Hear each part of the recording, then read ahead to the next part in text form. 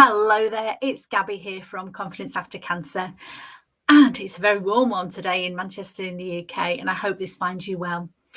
It's a very special week for me this week because I will be celebrating my 60th birthday, and it's always a special birthday when you hear one that ends in a zero. So I've got lots of treats planned, intending to celebrate my birthday, celebrate still being here, still enjoying life. And for me, birthdays are a celebration always. I love celebrating birthdays. I'm going to have a party, going to spend some time with friends and family who I am very blessed to have around me. And it's also a time for me of reflection. So, you know, my podcast is about confidence after cancer and the journey that I've been on since my cancer treatment, and also the journey that I know many other people are going through as well.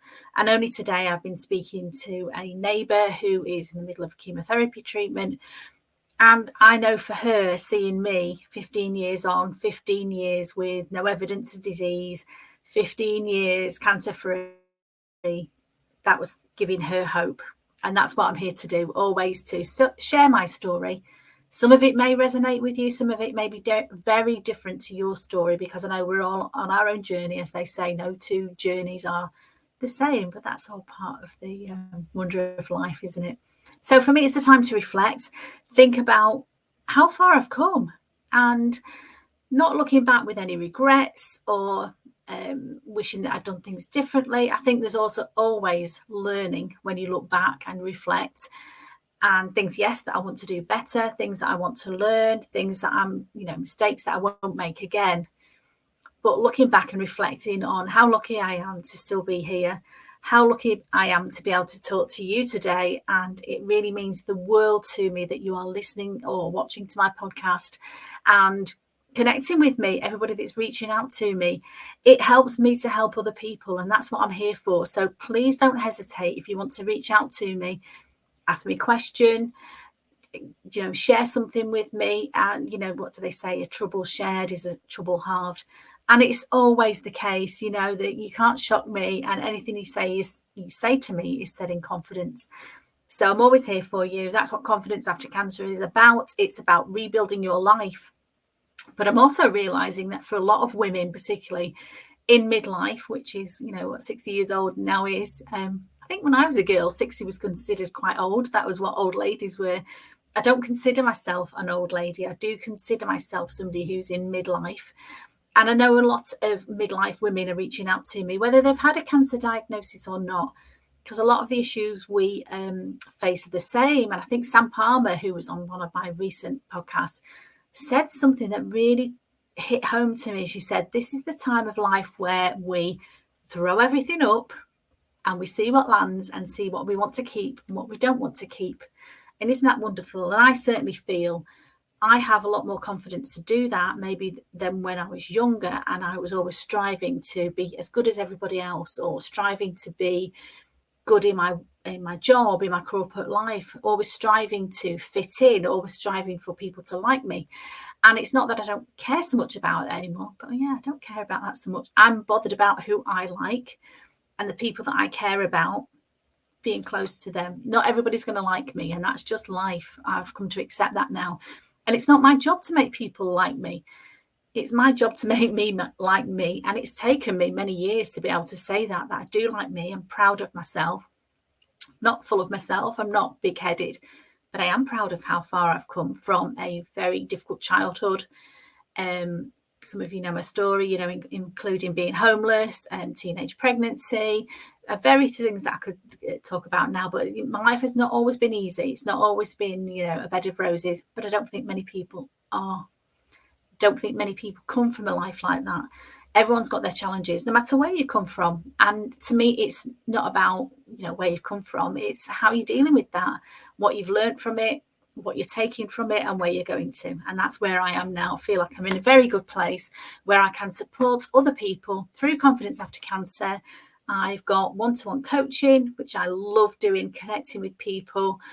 I also got my online courses, which people can just download and work through at their own pace. But if they need to, they can reach out to me as well.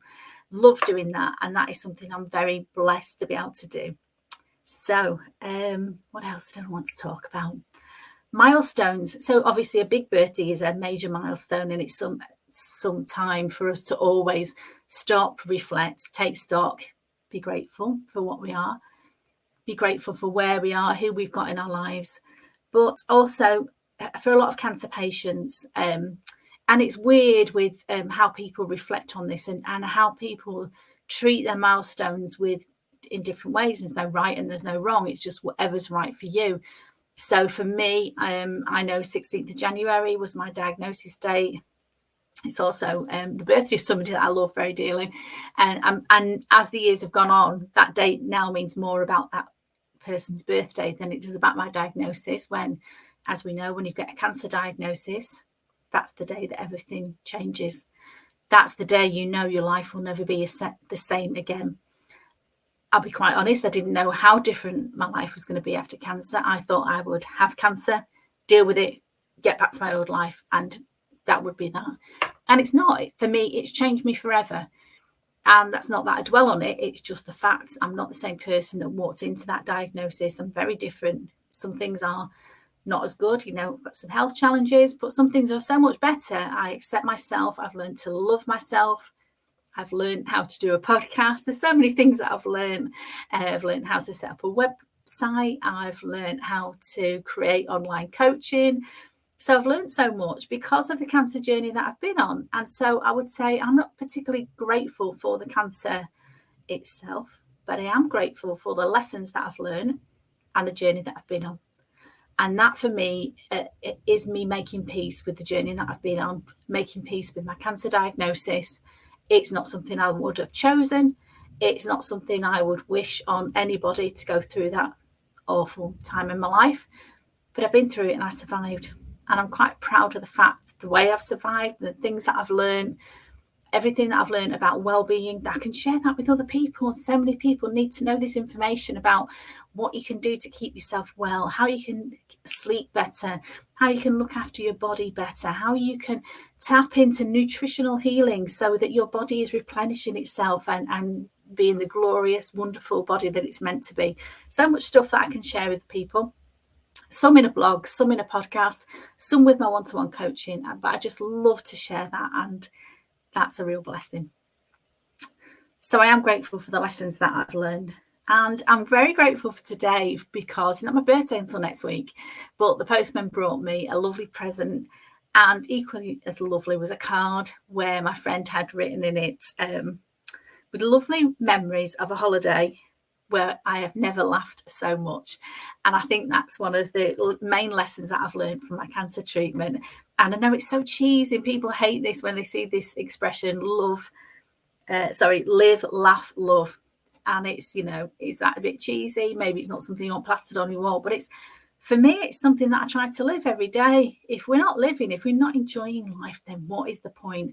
And that's on us. We can make choices. We can make good choices to be around people who uplift us. We can choose how we spend our time.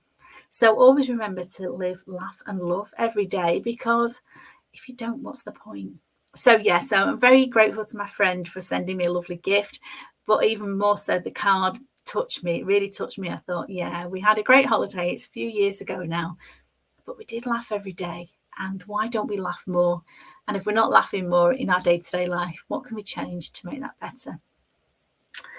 What else would I like to say? So I'm looking at my notes here because, my memory's not what it used to be. So bear with, I am 60, okay?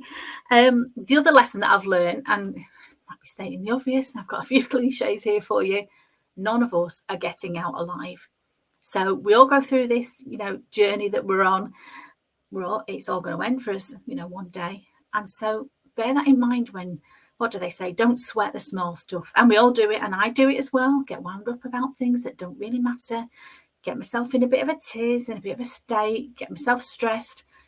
But then now I catch myself doing that and think, whatever it is, whoever's upsetting me, will that really matter in 5 years' time? I'm blessed enough to be here in 5 years' time, 10 years' time. Will it really matter? What matters is how we feel today, because that's all any of us are guaranteed is today. So remember how lucky we are. Don't sweat the small stuff. because most of it is small stuff that we get so het up about, and that includes me. And also, being a cancer survivor, I am well aware of the privilege that I've got to be 60 years old, because not everybody gets that privilege. Unfortunately, so many people will die before their time. So many people will not recover from their cancer. And so I try and remember that, to be grateful for the NHS, the wonderful National Health Service we have in the UK, who saved my life. And for all the teachers and mentors and coaches that I've worked with since my 15 years of diagnosis, and all the wonderful things that they've taught me. I am truly blessed and truly grateful. So thank you. And what I've learned about getting older is, as I say, I touched on briefly that I had a difficult childhood. And I think about that less and less now. It's not something that's made me bitter. It's something I've made peace with and I've accepted. And I understand now my thinking process. I understand why I've in the past done the things that I've done, because my inner child, that little girl who just looked for approval and love and looked for somebody to nurture her, she didn't always get that when she was a small child. And so I found that in other ways now. I'm very lucky to be married to a wonderful man. I have 2 wonderful sons. I've got grandchildren. I'm not saying we're all wonderful and we're perfect. We're like any family. We have our ups and downs. But I'm surrounded by love. And also I have learnt to love myself. And again, this isn't about bigging myself up and saying how great I am. It's saying, do you know what? I'm as good as anybody else. I don't look down on anybody. I don't look up to anybody else in the way that I used to and think that they were better than me. I am as good as anybody else. And so are you, if you're listening to this. And so if you've got an inner child that needs to feel that love, that needs to feel that hug that maybe you didn't get as a child, maybe the understanding that you should have had as a child was not there for you, but now you're an adult, you can make some choices and you can put that right. And if you're struggling with that, reach out to somebody who can help you. I can certainly help you with that. And so I want to leave you really by just saying thank you so much for listening to my podcast. I'm amazed that so many people want to listen. I feel like I'm learning. I've had some great guests on. I've got some great guests planned for future episodes as well. So my podcast started out as audio, now it's video as well. So you get to look at my lovely face. Lucky you. And if you want to look on YouTube, you can see some of my podcasts are on YouTube. And so I would say as well, get in touch if I can help you in any way. There's information on my website, which is confidenceaftercancer.co.uk.